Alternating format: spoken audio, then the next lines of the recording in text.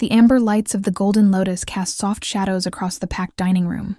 Jasmine Brooks moved through the chaos like water, 3 plates balanced on her left arm, wine bottle gripped tight in her right hand. Her feet screamed in the black flats she'd been wearing for 10 hours straight. Loose strands of hair stuck to her neck, escaped from a ponytail that had given up somewhere around 7 p.m. "Table 12 needs water," Tom shouted as he rushed past, arms loaded. Jasmine nodded without breaking stride. 4 years of this. 4 years of aching feet and fake smiles and dreams deferred. But the tips were good. The regulars knew her name. And every dollar went into the account marked, "Someday." "Jasmine, table 7 needs their check." Rita's voice cut through the noise. Rita, with her sharp eyes and sharper tongue, the manager who missed nothing. Jasmine grabbed her pad, calculated quickly. "Table 7, 4 people, seafood special, 2 bottles of wine, dessert." She scribbled the total, tore it off. The restaurant blurred around her. Her mind was on the scholarship email from that morning. Application deadline, requirements, possibilities. She placed the check holder down without looking up. "Thank you for dining with us tonight. Please take your time." "Excuse me." The voice stopped her cold, deep, smooth, with an edge like a blade wrapped in silk. Jasmine turned. The man at table 8 was looking directly at her, and his gaze was a physical thing. Late 30s. Charcoal suit that cost more than 3 months of her rent. Dark hair, strong jaw, eyes that saw too much. "I think there's been a mistake," he said, holding up the check holder. Heat flooded her face. "Oh my God. I'm so sorry. That's not your bill." She reached for it, but he held it a moment longer, opened it, looked at the amount, then at her. "Jasmine," he read from her name tag. "How long have you been working here?" The question threw her off balance. 4 years. I really apologize for the confusion. 4 years. He said it like he was tasting the words. "And in 4 years, how many times have you mixed up the tables?" Something defensive flared in her chest. "Not often. Tonight's been busy and I made a mistake. It won't happen again." A smile ghosted across his mouth. "I'm not complaining. I'm just curious." He handed back the check holder. Their fingers brushed. The contact lasted a heartbeat, but electricity shot through her hand, up her arm, straight to her chest. "Thank you," she managed, pulling back fast. "I'll be right back with your check." She walked away, feeling his eyes on her back like a weight. After delivering the correct bill to the confused table 7, she returned to table 8. He was still there, one arm draped over his chair back, watching the restaurant like he owned it. "Here's your actual bill. And again, I sincerely apologize." He opened it without looking at the amount. "Tell me something, Jasmine. Do you like working here?" "That's a personal question." "I suppose it is." He pulled out a wallet, leather so fine it gleamed. "But you don't seem happy. You seem tired." "It's been a long shift," she said, keeping her voice neutral even as his observation cut deep. Was she that obvious? He placed several bills in the check holder without counting. "Keep the change." Jasmine picked it up. Looked inside. Her breath stopped. $300 for a $60 meal. "Sir, this is too much. I can't accept this." "You can and you will." He stood, and she had to tilt her head back to meet his eyes. At least 6 feet. "Consider it an apology for making you uncomfortable with my questions." "You didn't—" "You're a terrible liar," he said, voice gentle now, almost affectionate. "That's refreshing." He walked toward the exit before she could respond. Jasmine stood frozen, holding the check holder, mind spinning. "Who was that?" Tom appeared beside her, staring after the man. "I have no idea." "Well, whoever he is, he just made your month." An hour later, counting tips in the back, Rita approached with an expression Jasmine couldn't read. "Jasmine, can I speak with you?" Anxiety spiked. "Of course. Is everything okay?" Rita glanced around the nearly empty restaurant. "Do you know who you served at table 8 tonight?" "No, should I?" "That was Derek Hammond." The name meant nothing. Jasmine shook her head. Rita's eyebrows rose. "Derek Hammond owns this restaurant. He owns the entire Golden Lotus chain. 15 locations across the state." The words took time to land. "The owner? But I've never seen him here before." "He doesn't usually visit. He has managers for that." Rita's expression turned thoughtful. But I've heard he's been coming to this location for the past few weeks. Always sits alone. Always at table 8. Nobody knew why. Jasmine's mind raced back. The expensive suit, the confident way he moved, the questions about her job. He never said anything. Derek Hammond doesn't need to announce himself. Rita handed her an envelope. He left this at the front desk.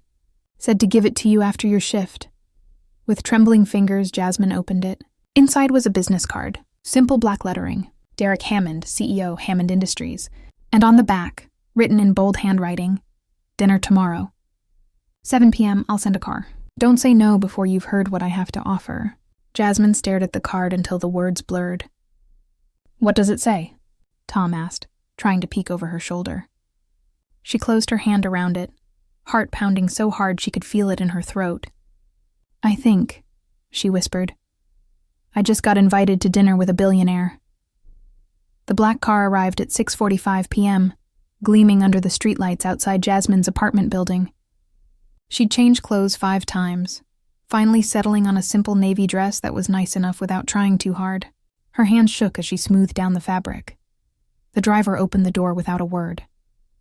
Leather seats, soft music, the scent of expensive cologne lingering in the air. 20 minutes later, the car pulled up to a restaurant that didn't have a sign. Just a single door, a discreet doorman, and the kind of place you only knew about if you were supposed to know about it. Derek was waiting inside, standing when she entered. He'd traded the charcoal suit for a black one, no tie, top button undone. He looked dangerous and controlled all at once. You came? He said, and there was genuine surprise in his voice. You didn't give me much choice. There's always a choice, Jasmine. You could have ignored the card. A server appeared, poured water, vanished. The restaurant was nearly empty. Just 2 other tables, far enough away that their conversation would be private. Why am I here? Jasmine asked, deciding to skip the small talk. Derek leaned back, studying her with those intense eyes. Because 4 years ago, I walked into the Golden Lotus after my father's funeral. I was angry, lost, looking for a reason to burn everything down. And you served me coffee at 2 a.m. when the kitchen was closed because you said I looked like I needed it. Jasmine's memory flickered. A man in a suit, sitting alone, staring at nothing. She'd bent the rules, made him coffee, left him alone. You remember, Derek said, reading her face. Barely. That was 1 night out of hundreds. It was the night I decided not to sell the company my father built, because a waitress who didn't know who I was showed me kindness when she didn't have to. He leaned forward. I've been watching you since then, Jasmine. Coming back, sitting at table 8, seeing who you are when you don't know you're being watched. A chill ran down her spine. That's creepy. That's honest. His voice didn't waver. I don't do things halfway. I needed to know if what I saw that night was real or if I'd invented it in my grief. And you're exactly who I thought you were. Smart, hardworking, genuine, wasting your life serving people who don't see you. Anger flared hot in her chest. My life isn't a waste, isn't it? Derek's eyes challenged her. You take online business classes at night. You save every dollar. You dream about someday. How long are you going to wait, Jasmine? What do you want from me? The server returned with food neither of them had ordered. Some kind of fish, perfectly plated, probably worth more than her weekly paycheck. They waited until he left. I want to offer you a job, Derek said finally. Jasmine laughed, sharp and bitter. A job? You send a car and bring me here to offer me a job? Not just any job. I want you to run a new project I'm launching. A foundation that provides scholarships and business training to service workers. People like you. People who are smart enough and driven enough, but don't have the connections or capital. Her heart stuttered. Why me? I don't have experience with that kind of thing. You have the only experience that matters. You've lived it. Derek picked up his wine glass but didn't drink. I'll pay you $150,000 a year to start. Full benefits. An actual office, not a restaurant. A chance to build something that matters. The number made her dizzy. I don't understand. You don't know me. I know enough. His voice dropped lower. And I think you know me too. I think when you looked at me last night, you saw someone as tired as you are. As trapped. Billionaires aren't trapped. Money is its own cage, Jasmine. You just have prettier bars. Something in his voice cracked open, and she saw it then. The loneliness, the weight, the same exhaustion she saw in her own mirror. "What's the catch?" she asked quietly. Derek set down his glass. "The catch is that I'm not a good man. I'm ruthless in business. I have enemies, people who would love to hurt me by hurting anyone close to me. Taking this job means stepping into my world, and my world isn't safe." "Then why offer it?" "Because I'm selfish." The words hit like a confession. "Because I want someone real around me. Someone who isn't afraid to call me on my garbage. Someone who sees me as a person, not a bank account." Jasmine's pulse raced. "This isn't just about a job, is it?" "No," Derek said simply. "It's not." The air between them crackled with everything unspoken. Want, fear, possibility. "I need time to think," Jasmine managed. "You have until Monday." Derek pulled out his phone, typed something, and hers buzzed in her purse. "I sent you the full proposal. Read it. Think about it." "But Jasmine." "Yes?" "I don't offer things twice." The driver took her home in silence. Jasmine sat in the back seat, mind racing, hands still shaking. When she got to her apartment, she opened the proposal on her phone. Salary, benefits, job description. Everything he'd said, in writing. And at the bottom, a personal note. "I know this is crazy. I know you have every reason to say no, but I've been alone in rooms full of people for 10 years. And then you brought me coffee at 2 a.m. and didn't ask questions, and I remembered what it felt like to be human. I'm not asking you to save me. I'm asking you to take a chance. On the job. On yourself. On us." Jasmine stared at the screen until tears blurred the words. Her phone rang. Unknown number. "Hello? Jasmine Brooks?" A woman's voice, cold and professional. "Yes? This is Victoria Hammond, Derek's sister. We need to talk about my brother's little obsession with you. Meet me tomorrow at the Greystone Cafe, noon. Come alone." The line went dead. Jasmine sat in the dark, heart pounding, the proposal still glowing on her screen. What had she just walked into? The Greystone Cafe smelled like expensive coffee and quiet money. Jasmine arrived at 11:55 a.m., palms sweating, wearing the same navy dress because it was the only nice thing she owned. Victoria Hammond sat in the back corner, impossibly elegant in a cream suit, blonde hair pulled into a severe bun. She looked like Derek but sharper, colder, like someone had taken the warmth out and left only edges. "Sit," Victoria said, not looking up from her phone. Jasmine sat. Victoria finally met her eyes, and the assessment was brutal and quick. "You're prettier than I expected. That makes this harder." "Makes what harder?" "Convincing you to walk away from my brother." Victoria set down her phone with deliberate care. "He sent you a proposal, a job offer. Let me guess, it came with implications of something more?" Heat crept up Jasmine's neck. "That's between Derek and me. Nothing involving my brother is between anyone and him. Everything touches the company. Everything touches the family. Everything becomes my problem." Victoria's voice was ice wrapped in silk. "Do you know why Derek was at your restaurant that night 4 years ago?" "His father's funeral." "Did he tell you how his father died?" Jasmine shook her head. "He killed himself." Victoria let the words hang there. Jumped from his office window after Derek confronted him about embezzling from the company. "My brother's perfect sense of justice destroyed our father, and he spent 4 years trying to fix his guilt by finding broken people to save." The words hit like a slap. "I'm not broken." "Aren't you?" Victoria leaned forward. "Working a dead-end job, taking online classes you'll never finish, dreaming about a someday that never comes. Derek sees you as a project, a way to feel better about himself. And when he gets bored or when you inevitably disappoint him, he'll move on. That's what he does. You don't know me. I know women like you." Victoria's smile was sharp. I was you once.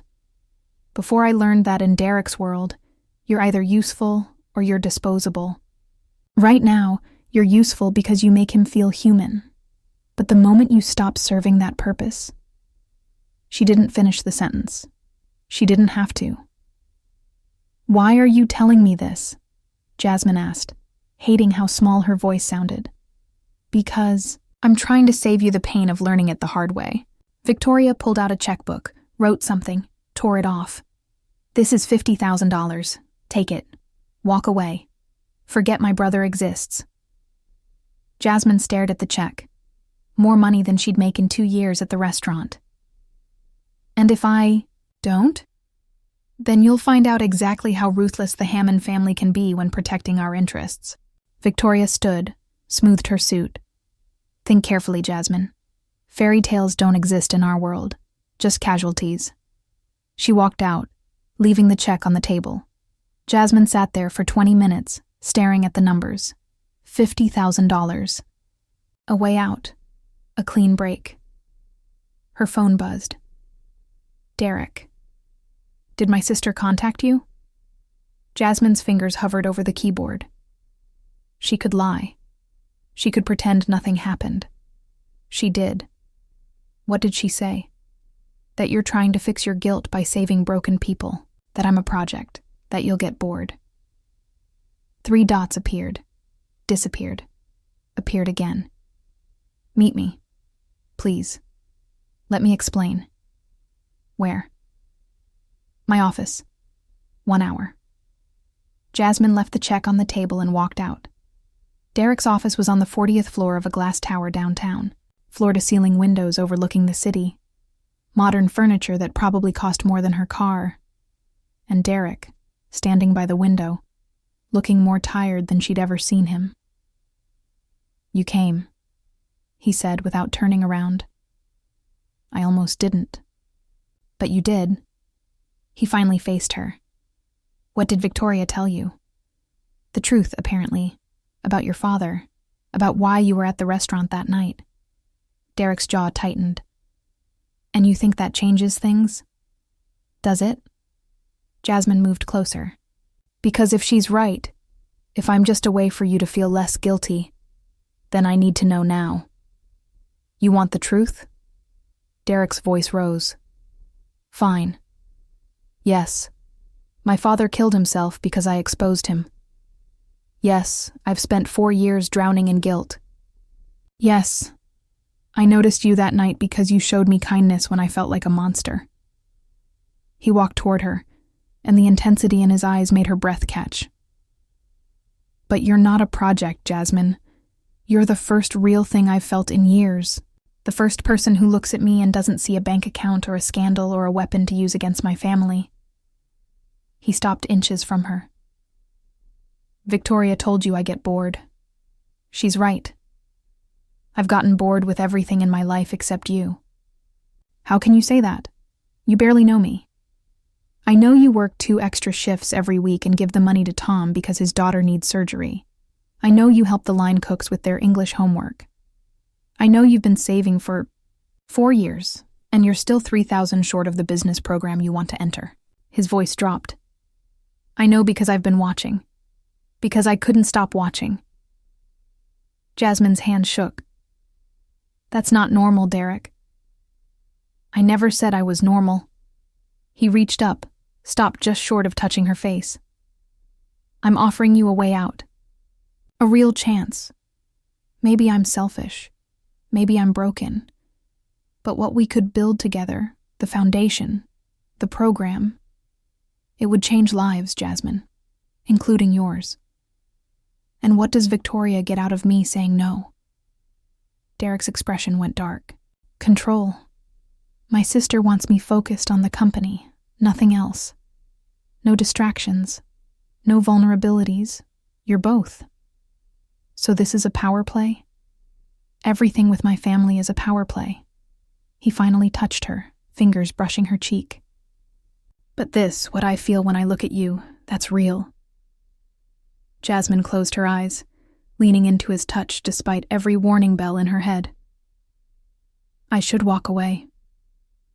Probably. Your sister offered me $50,000 to disappear. Derek's hand stilled. And I'm still here. He kissed her then, hard and desperate, like a man drowning reaching for air. Jasmine kissed him back, tasting coffee and need, and something that felt dangerous and right all at once. When they broke apart, both breathing hard, Derek pressed his forehead to hers. Say yes to the job. Say yes to this. I'll handle Victoria. Promise me something, Jasmine whispered. Anything. Promise me this isn't just about fixing your guilt. Promise me I matter. You matter, Derek said, and his voice cracked. God, Jasmine, you matter more than anything. She kissed him again, softer this time, and felt him smile against her lips. I'll take the job, she breathed. Yeah? Yeah. Derek pulled back, and the relief in his eyes was almost painful to see. Monday, 9 a.m. I'll have everything ready. Jasmine nodded, still dizzy from the kiss, from the decision, from the feeling that her entire life had just shifted on its axis. She left his office floating, took the elevator down, walked out into the sunlight. Her phone buzzed. Unknown number. She opened it. A photo. Derek and a woman, brunette, beautiful, wrapped around each other. The timestamp, 2 days ago. And a message. Ask him about Jennifer. Ask him who he was with while he was watching you. Victoria tried to warn you. Now you know why. Jasmine stopped walking. The world tilted, and she realized she'd just made the biggest mistake of her life. Jasmine didn't go home. She walked for hours, phone burning in her pocket, the photo seared into her mind. Derek and the woman, 2 days ago. While he was telling Jasmine she mattered more than anything. By the time she stopped moving, night had fallen. She was standing outside the Golden Lotus, her feet having carried her there on instinct. Through the window she could see Tom taking orders, Rita managing the floor, her old life continuing without her. Her phone rang. Derek, she answered. Where are you? His voice was tight with worry. I've been calling for hours. Who's Jennifer? Silence. Long enough to be an answer. Jasmine. Who is she, Derek? She's no one. She's nothing. Then why is there a photo of you two together from 2 days ago? Why are you wrapped around her like I don't exist? It's not what you think. He sounded desperate now. That photo is from a business dinner. Jennifer is a consultant for one of our projects. Someone took that photo at the worst possible moment and sent it to you to drive a wedge between us. Victoria. Probably. Or someone working for her. She heard him moving, the sound of keys, a door. Where are you? I'm coming to get you. No. Jasmine, please. Let me explain in person. You said you don't do things twice. Jasmine interrupted, her voice steady despite the tears on her cheeks. I'm done, Derek. The job, whatever this was, I'm done. Don't do this. Don't let my sister win. This isn't about your sister. This is about me realizing I almost let a stranger turn my entire life upside down for pretty words and a fantasy. She took a shaking breath. I'm not your redemption, Derek. I'm not your project. And I'm definitely not going to be the girl who waits while you figure out what you actually want. I want you. His voice broke. Jasmine, I swear to God, I want you. Then you should have thought about that before Jennifer, or before whoever comes after her. She hung up, and immediately, her phone exploded with texts. Derek calling, texting, desperate messages piling up one after another. That photo means nothing. I'm not lying to you. Please let me. Explain I'm coming to find you. Jasmine turned off her phone. She went inside the Golden Lotus. Rita looked up. Surprised, Jasmine. I thought you quit.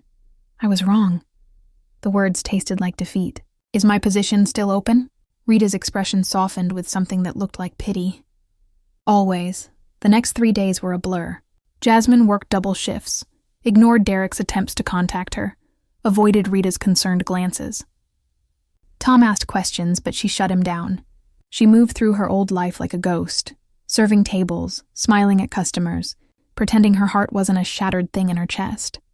On the fourth day, Victoria showed up during the lunch rush. She sat at table 8. Jasmine almost turned around.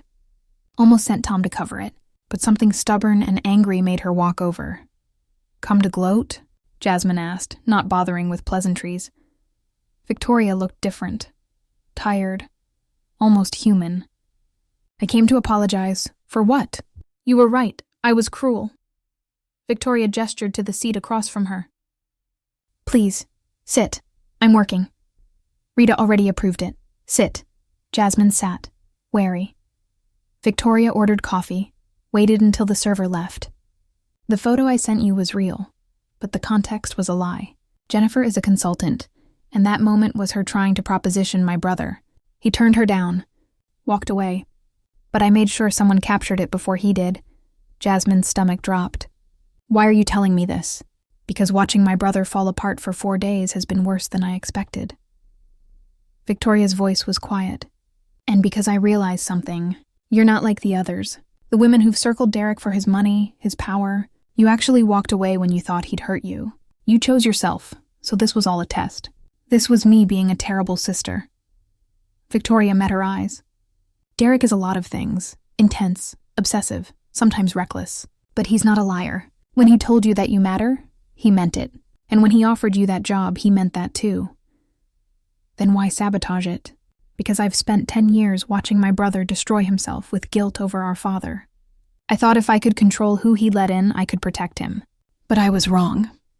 Victoria's hands shook slightly as she wrapped them around her coffee cup. "He doesn't need protection. He needs someone who challenges him. Someone real." "He needs you," Jasmine laughed bitterly. "I don't even know him." "Then get to know him." Victoria pulled out her phone, set it on the table. "This is the real story. Security footage from that dinner. Watch it." Jasmine picked up the phone. The video played. Derek and Jennifer at a table. Jennifer leaning in, touching his arm, his face, trying to kiss him. Derek standing, saying something sharp, walking away. The photo Victoria had sent had captured a single second before he'd rejected her completely.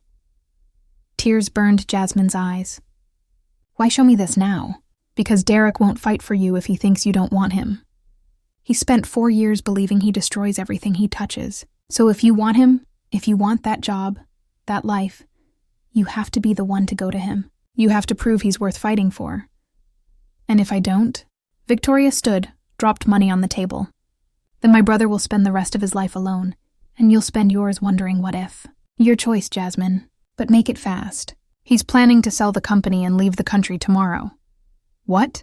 "He thinks if he removes himself from your life completely, you'll be safer, happier." Victoria's expression was unreadable. "He's sacrificing everything he's built because he thinks he's poison, because that's what our father taught him." She walked out. Jasmine sat there, hands shaking, mind racing. Tom appeared. "You okay?" "No." Jasmine stood, grabbed her apron, threw it on the counter. "Rita, I'm sorry, I have to go." "Go!" Rita called back, and there was a smile in her voice. Jasmine ran. She caught a cab, gave Derek's office address, begged the driver to hurry. By the time she reached the building, it was after 7. The lobby was nearly empty. Security stopped her. "I need to see Derek Hammond." "Do you have an appointment?" "No, but then I can't let you up. Please." Tears streamed down her face. "Please, I need to see him. Tell him Jasmine is here. Tell him I'm sorry. Tell him I believe him." The guard hesitated, picked up his phone. 3 minutes later, the elevator opened. Derek stepped out, and the sight of him nearly broke her. He looked wrecked. Dark circles under his eyes, wrinkled shirt, like he hadn't slept in days. Jasmine. She closed the distance between them, grabbed his shirt, pulled him down, and kissed him hard. He froze for a heartbeat. Then his arms came around her, crushing her against him, kissing her back like she was oxygen and he'd been drowning. When they broke apart, both gasping, Jasmine pressed her hands to his face. "I'm sorry. I'm so sorry. I should have let you explain. I should have trusted you. You had every reason not to." His voice was wrecked. I've been obsessed with you. I've crossed lines. You've given me a chance at a life I didn't think I could have." She kissed him again, softer. "And I'm taking it. The job. This us. If you still want me. If I still—" Derek laughed, and it sounded painful. "Jasmine, I've wanted you since the moment you brought me coffee at 2 a.m. and didn't ask why I looked like my world was ending. I've wanted you through every shift I watched, every time you smiled at a customer, every moment I thought I was crazy for feeling this much for someone I barely knew." "Then don't sell the company. Don't leave." She gripped his shirt tighter. "Stay. Build this foundation with me. Let me prove that you're not poison. You're just someone who's been hurt and hasn't forgiven himself. What if I hurt you? Then we'll deal with it." She smiled through tears. "But Derek, I'd rather risk being hurt by something real than spend my life playing it safe and wondering what if." He kissed her forehead, her cheeks, her lips. "This is going to be complicated. I know. Victoria will probably interfere again. I can handle Victoria. The foundation won't be easy to build. There will be late nights, hard decisions, people who try to tear it down. I've worked harder for less." Derek pulled back enough to look at her. Really look at her, and the emotion in his eyes was almost too much to bear. "Okay?" he whispered. "Okay, we'll do this. Together." "Together," Jasmine agreed. He kissed her again, and this time it felt like a promise. Neither of them saw Victoria watching from across the street. A small smile on her face before she turned and walked away. Neither of them knew what was coming. But for now, in this moment, they had each other, and maybe that would be enough. 6 months later, the Hammond Foundation was real, not just an idea, not just Derek's guilt wrapped in good intentions, but an actual entity that had already awarded scholarships to 47 service workers and placed 18 people in business training programs. Jasmine stood in her office, sunlight streaming through windows that overlooked the city, staring at the plaque on her wall. Jasmine Brooks. "Executive Director," her phone buzzed. "Derek, board meeting in 10. You ready?" She smiled. They'd learned to communicate in stolen moments between meetings, quick texts, late-night strategy sessions that often ended with them tangled together on her office couch or his. It wasn't perfect. Derek worked too much. Jasmine pushed too hard. They fought about budgets and timelines and whose turn it was to compromise. But it was real. Messy and complicated and real. "Born ready," she texted back. The board meeting was in the Hammond Industries building, 40th floor, the same office where she'd kissed Derek 6 months ago. The room was full of people in expensive suits, people who'd made millions, people who looked at her and saw a waitress playing dress-up. She didn't care anymore. Derek sat at the head of the table, Victoria to his right. Their relationship had thawed into something resembling mutual respect. Victoria still pushed back, still questioned decisions, but she'd stopped actively sabotaging things. "Progress. Let's begin," Derek said. "Jasmine, the floor is yours." She stood, clicked through her presentation. Numbers, success stories, plans for expansion. She spoke with confidence earned through late nights and early mornings, through learning on the fly and refusing to quit. When she finished, the room was silent, then applause. Derek's eyes met hers across the table, and the pride there made her heart squeeze. "Exceptional work," one of the board members said. "I move to approve the expansion budget." Seconded. The vote was unanimous. After the meeting, Derek caught her in the hallway. "You were incredible in there. I had a good teacher." She straightened his tie, a gesture that had become habit. "Plus, I'm pretty motivated. Turns out I like building things that matter. And here I thought you were just in it for the attractive CEO. That's just a perk." She kissed him quickly. "I have to run. Meeting with potential donors at 4. Dinner tonight? Can't. Late session with the new cohort." Derek's expression flickered. "You've been busy every night this week." "So have you." "Fair point." He pulled her closer. "Tomorrow, then. No excuses. Just us. Deal." She started to walk away, but he caught her hand. "Jasmine." Something in his voice made her turn back. "Yeah? I love you. The words hung between them. He'd never said them before. Neither had she. They'd danced around it, implied it, shown it, but never spoken it aloud. Derek, you don't have to say it back. He stepped closer. I just needed you to know, in case something happens, in case I don't get another chance to tell you. Fear spiked through her. What's going on? Nothing. Everything's fine. But his smile was strained. Just tell me you know. Tell me you know that you changed everything. I know. She touched his face. And I love you too. Obviously. He kissed her, deep and desperate, and alarm bells rang in her head. Derek, what aren't you telling me? Nothing. He pulled back. I'm just being paranoid. Go. Your meeting. Jasmine left, but the unease stayed with her through the donor meeting, through dinner alone at her desk, through the late session with the scholarship recipients who hung on every word because she was living proof that the path worked.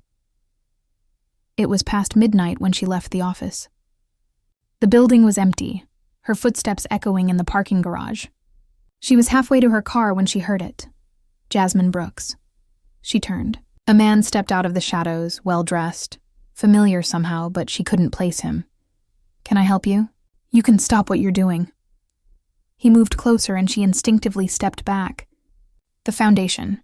The programs. All of it. I'm sorry, who are you? My name is Marcus Webb. I was Derek Hammond's father's business partner.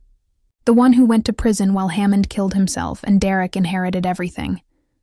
Jasmine's blood went cold. I don't understand.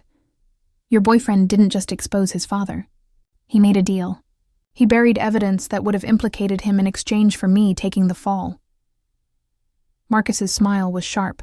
I spent 6 years in prison while Derek played the grieving son and built his empire. But now I'm out, and I want what's owed to me. You're lying. Am I? He pulled out his phone, showed her documents, emails, things she couldn't verify but looked damning. Ask him yourself. Ask Derek about the deal, about what he traded to protect himself, about who really destroyed his father. Get away from me. Or what? You'll run to Derek? He'll do what he always does. Lie. Manipulate. Sacrifice whoever he needs to protect himself. Marcus leaned in. He's using you, Jasmine. The foundation, the scholarship program, it's all PR. A way to clean up his reputation before the truth comes out. You don't know what you're talking about. Then prove me wrong. Ask him. Tonight? And watch him lie to your face. Marcus walked away, disappearing into the shadows. Jasmine stood there shaking, his phone number burning in her hand. Call Derek. She should call Derek right now. But doubt wormed its way in. All those late nights Derek worked, all the meetings he wouldn't discuss, the way he'd looked at her today, like he was memorizing her face, in case something happens. She drove to Derek's penthouse, her heart a war drum in her chest. He opened the door immediately, like he'd been waiting. Jasmine, I wasn't expecting you. We need to talk. His expression shuddered. Come in. The penthouse was all glass and steel, expensive and cold. She'd never liked it here. It felt like Derek's mask, the version of himself he showed the world. Who is Marcus Webb? She asked without preamble. Derek went pale. Where did you hear that name? He was waiting for me in the parking garage. He told me about a deal you made, about evidence you buried, about him going to prison while you walked away. Jasmine, is it true? Her voice cracked. Did you make a deal? Did you sacrifice him to save yourself? Derek's silence was answer enough. Oh my God. She stepped back. Victoria was right. You do destroy everything you touch. No. He moved toward her, stopped when she held up a hand. It's not that simple. My father was guilty, yes, but so was Marcus. He was embezzling too. He was hurting people. I didn't send an innocent man to prison. But you made a deal to protect yourself. I was 28 years old, watching my father jump from a building because of what I'd exposed. I was drowning in guilt and grief, and Marcus offered me a way out, a way to make sure the company survived, that my mother was taken care of, that something good came from all the destruction, by letting him take all the blame, by accepting that the world isn't black and white. Derek's voice rose. By choosing survival over perfect justice. I'm not proud of it, Jasmine. It's haunted me every day since, but I won't apologize for doing what I had to do.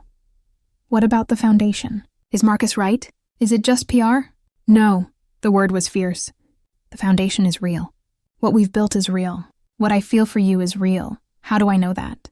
How do I know any of this is real when you've been lying by omission since the day we met? Because I'm telling you the truth now. Derek grabbed her shoulders gently. Because I'm not running. Because I love you enough to show you all the ugly parts and pray you don't walk away. Tears streamed down Jasmine's face. Marcus is going to expose you. He's going to destroy everything. I know. And the foundation? Everything we built? Will be tainted by association. Derek's voice was hollow. Unless I step down. Make it clear you had nothing to do with my past. Protect what we've created by removing myself from it completely. No. The word ripped out of her. No, you don't get to martyr yourself. We face this together or not at all. Jasmine, if you stand with me, your reputation tanks too. Everything you've worked for is meaningless if I have to abandon you to keep it. She grabbed his face, forced him to look at her. You made a deal 6 years ago. A bad one. A complicated one. But you've spent the time since trying to make it right. Doesn't that count for something? Not to the world. Not when Marcus tells his story. Then we tell ours first. Her mind raced. We go public. Full transparency. Admit what happened. Show what you've built since. Prove that people can change. That's career suicide. Maybe. She smiled through tears. Or maybe it's the only way to actually be free. No more secrets. No more guilt. Just the truth. Messy and complicated and real. Derek stared at her like she was something sacred and impossible. You'd do that? Risk everything? I already did that the night I said yes to dinner with a stranger who tipped me $300. She kissed him softly. I'm all in, Derek. The good, the bad, the complicated. But no more secrets. No more sacrificing yourself to protect me. We're partners. Equals. Or we're nothing. Partners, he repeated, and something in his expression broke open. Okay, we'll do it your way. Full transparency. Whatever comes. Whatever comes, she agreed. They held each other in the cold penthouse as night bled into morning. Two broken people who'd found something worth fighting for in each other. The press conference happened 3 days later. Derek sat beside Jasmine, Victoria on his other side, and told the truth. All of it. The deal with Marcus, the guilt over his father, the foundation as both penance and genuine desire to help. The questions were brutal. The media tore into every word. But through it all, Jasmine sat beside him, their hands linked, showing the world what it meant to choose someone not despite their flaws, but because of their courage in facing them. When it was over, they walked out together into a storm of camera flashes. That was brutal, Derek murmured. Yeah, we might have just destroyed my career. Probably. The foundation might not survive this. We'll rebuild if we have to. Derek stopped, turned to face her fully. Around them, cameras clicked and reporters shouted questions, but for a moment it was just the two of them. Marry me, he said. Jasmine laughed. What? Marry me. Not because it's practical or strategic or because it'll help with the PR. Marry me because I want to spend the rest of my life being this honest with someone. Because you make me want to be better than my worst moments. Because I'm done running from everything I'm afraid of. Derek. You don't have to answer now. I know the timing is terrible. I know we're in the middle of a media storm, and our futures are uncertain, and this probably seems crazy, but Jasmine kissed him, stopping the words, and when she pulled back, she was crying and laughing at the same time. Yes, she said. Yeah? Yes, to all of it. The mess, the uncertainty, the beautiful, complicated, real thing we've built together. Yes. He kissed her again, and the cameras went wild. And somewhere in the chaos, Victoria was probably rolling her eyes. But Jasmine didn't care. She'd started as a waitress who'd delivered the wrong check to the wrong table. She'd found a man who'd been drowning in guilt and ghosts, and together, they'd built something neither of them had thought possible. A life. A love, a second chance, not perfect, not easy, but real, and that was enough. 6 months later, the foundation was thriving under new leadership. Derek had stepped back to an advisory role, spending his time on the projects that mattered.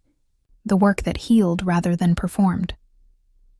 Jasmine stood at the window of their new home, simpler than the penthouse, warmer theirs, and watched Derek in the garden teaching their first scholarship recipient how to prepare for business school interviews. Her phone buzzed. Victoria. Dinner this weekend? I promise not to try to break you up. Jasmine smiled. Bring wine, the expensive kind. She set down her phone and walked outside to where Derek was laughing at something the student said. His face lighter than she'd ever seen it. He looked up, caught her eye, and smiled. And Jasmine thought about that Friday night 6 months ago. The wrong check, the right table, the moment everything changed. Sometimes, the best things in life came from mistakes. Sometimes, love was messy and complicated and required you to risk everything. Sometimes, all it took was one small moment of courage to change your entire world. Derek stood, crossed to her, pulled her into his arms. What are you thinking about? He asked. Table 8, she said. He laughed. Best mistake I ever made, sitting there that night. Best mistake I ever made, delivering the wrong check. He kissed her temple. Want to know a secret? Always. It wasn't the wrong table. His eyes glinted. I switched my table number that night. Made sure you'd come over. Made sure I'd get a chance to talk to you. Jasmine pulled back. You didn't. I did. He grinned, unrepentant. Told you I don't do things halfway. She laughed and kissed him. And in the distance, their scholarship recipient applauded. This, Jasmine whispered against Derek's lips. This is what real looks like. Yeah, he agreed. It really does. And somewhere in the city, a waitress delivered a check to the wrong table, and a story began. Because that's how it works. One moment, one choice, one risk, and everything changes. The end.